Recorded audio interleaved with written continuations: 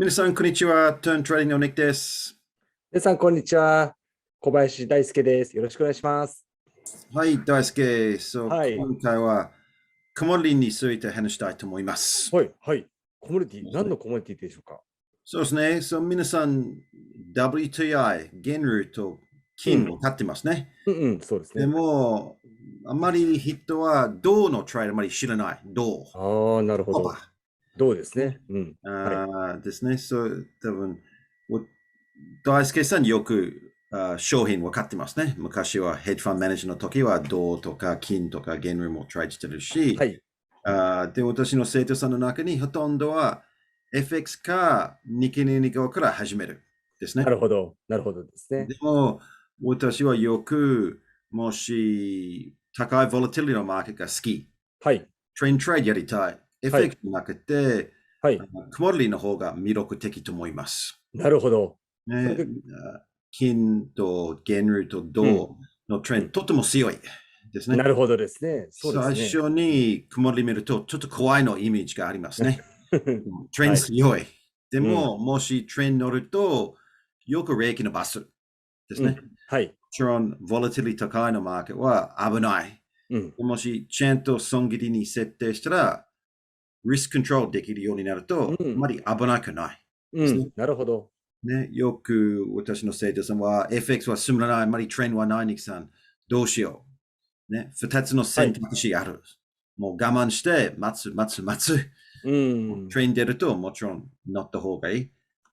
と、別の銘柄も見た方がいいと思います。はい、なるほどですね。はい、商品のチャートを見ましょうか。はい。これは、フィリップ証券の MT5 を見ましょう。はい。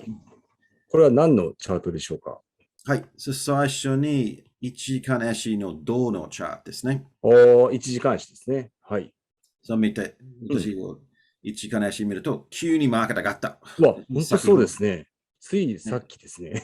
すごい。今は、大輔さんと私は10時、夜の動画を撮ってますので、そうですね。でも、ニューヨークマーケット始めると見て、トレンドとても強い。なるほど。まっすぐ見たい。はい。マーケットは何ピップス ?90 ドル上がりました。すごいですね。ゴーフなし見ると見て、はい。このトレンドすごく強いですね。そうですね。綺麗ですね。綺麗に上がってますね。もし1分足見ると、完璧な上昇トレンドがありますね。本当そうですね。すごいじゃないですか。何回移動平均線戻ると、もうスポートになって急に上がってる。ですね。これはどうもし冷やしてみると、ボラティリティかなり高いですね。チャート見るとあまり高くない。でも、値幅計算したら、この場は高値は380、安値は190。そうですね。190ドルの値幅がありました。なるほど。ボラティリティかなり高い。もし、例えば、ボラティリティ確認しましょうか。ATR ですね。ATR。はい、ATR。ATR、平均の値幅ですね。値幅ですね。はい。真の値幅ですね。下がった。はい。でも、もう少し長いチャート見ると、はい。かなり高いですね。平均的に。本当そうですね。平均的に200ですね。真ん中は200。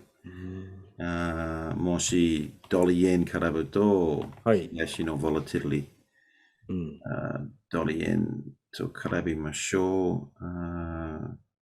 ですね。最初に私、別の講座にログインしなきゃ FX の講座にログインしましょう。そうですね。ログインしましょう。OK。もしドル円の ATR。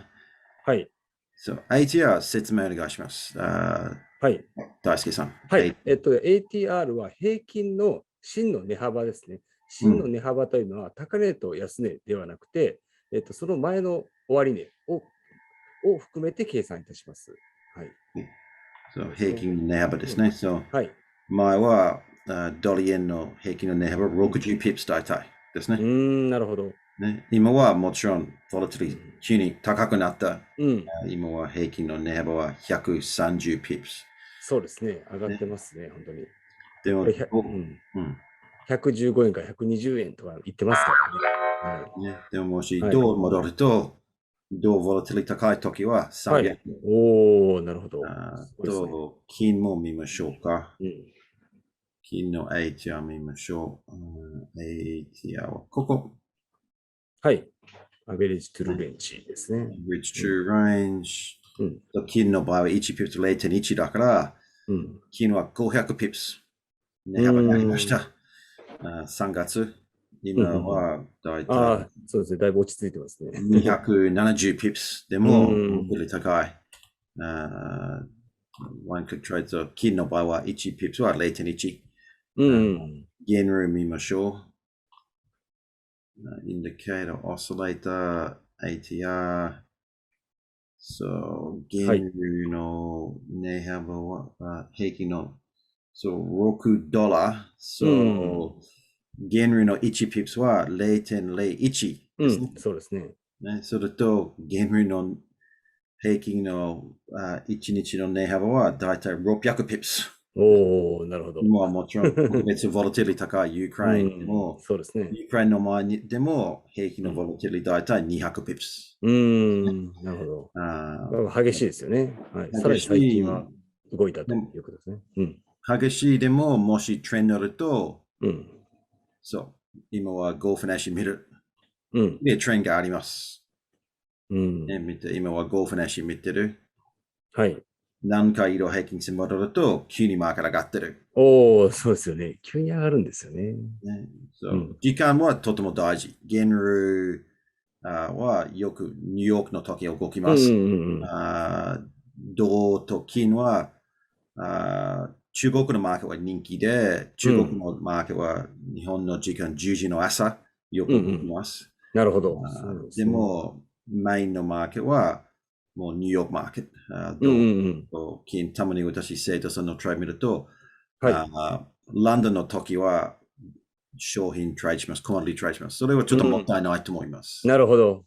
今日も見て、ランドンオープンから全然レンジはないですね。平均線上になって、一気になって、上になった。とても難しい状況。でも、今はダイライトセービングの時間なので、マーケットは始める早いなので、ニューヨークマーケット始めると、もうボラティリティ高くて、トレンドは強い。なるほど。それは、現類、金ももう少し遅い。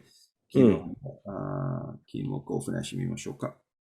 金はもう9時半から、今日は少し静かです。あまりトレンドはない。でも、銅のトレンドはとても強いかった。なるほど。でも、時間も大事見て、銅は、ランドンオープンの時は少しトレンドがあった。なるほど。あまり値幅がありませんでした。ちょっと横ばいになった。ロンドン時間は日本の夕方なんですよね。4時とかから6時ぐらいですか大体。そうですね。なるほど。で、ニューヨーク時間が夜の、今の夜10時とか9時とか、そんな感じです。そうですね。そのポイントですね。なるほど。今日の大事なポイントは、ボラティリティ高い。怖い。でも、ちゃんと損切り設定して、利益伸ばすと、いいことですね。なるほど。なるほど。チャンスがあるし、もっと高いリスクウォードに設定できる。リスクウォードは、平均の利益と平均の損切りですね。もし、自分の平均の利益は平均の損切りより2倍になったら、勝率は 50% でも稼げるようになります。ですね。なるほど。よく生徒さん、ニックさん、もう勝率は 60% でもマイナスになったらどうしよう。もっと小さい損切りともっと利益伸ばした方がいい。もちろん誰も失敗したくない。もしリスクが高い勝率が必要ないですね。なるほど。そのポイントですね。今日は紹介だけ。でも、私は最初投資銀行入ったら、金トレードしました。最初の3年、シドニーでニューヨーク金のマーケット見ました。そうなんですね。ニューヨーク金を先にやったんですね。そうですね。私、20歳から投資銀行を始めると、この時は24時間はシドニーの支社でトレードしますね。なるほど。シドニーのメインオフィスは、だから、結構部長は寝たいから、私は夜のマーケット見なきゃ。もし急に動くと、私電話で、マーケット急に上がりました。どうしようとか、買ってください、売ってくださいとか、たまに私電話したら、もうニクさんうるさい、寝たい、ブンになるとか、最初の3年、私20歳から23歳までは金のマーケットよく見ました。その後で、私は別のマーケットやってますね。その後で銅をやってます。なるほど。銅ですね。メインのマーケットは23歳から31歳までは銅の専門ですね。なるほど。ですね。私、これからよく商品のトレードの戦略を紹介したいと思いますね。そうですね。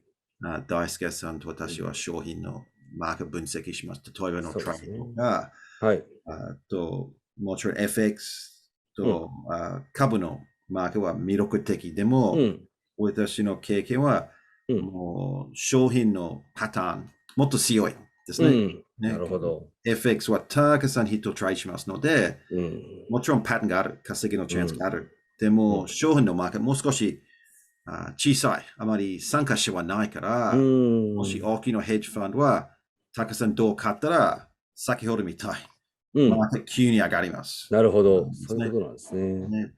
私昔はよく中国のマーケットを分析しました。はい。なるほど。よくあるのパターンは、もしニューヨークマーケット上がると、中国のマーケットのオープンからマーケットちょっと逆動くようになるとか。逆に動くんですね。いろいろパターンがあるし、この時はトレンド強い、この時はトレンド強くないとか、これから商品の戦略を紹介したいと思います。そうですよね。いや、そこは本当に魅力的ですよね。みんな知りたいと思いますよ。そうですね。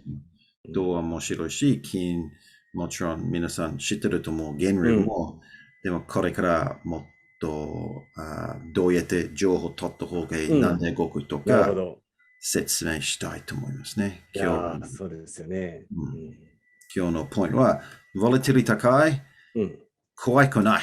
ちゃんと損切り設定したら、利益伸ばすと、プロみたいは稼げるようになる。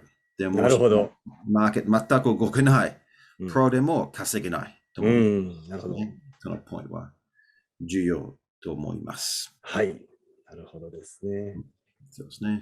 今の理由は、もっと実際の戦略を説明しましょう。そうですね。ぜひ楽しみにしております。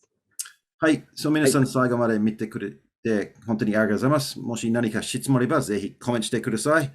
もちろんまだチャンネル登録してなかったら、ぜひ登録して、これから毎週、大輔さんと私は、フィリップ証券の YouTube のチャンネルにアップロードしますね。はい。そうですね。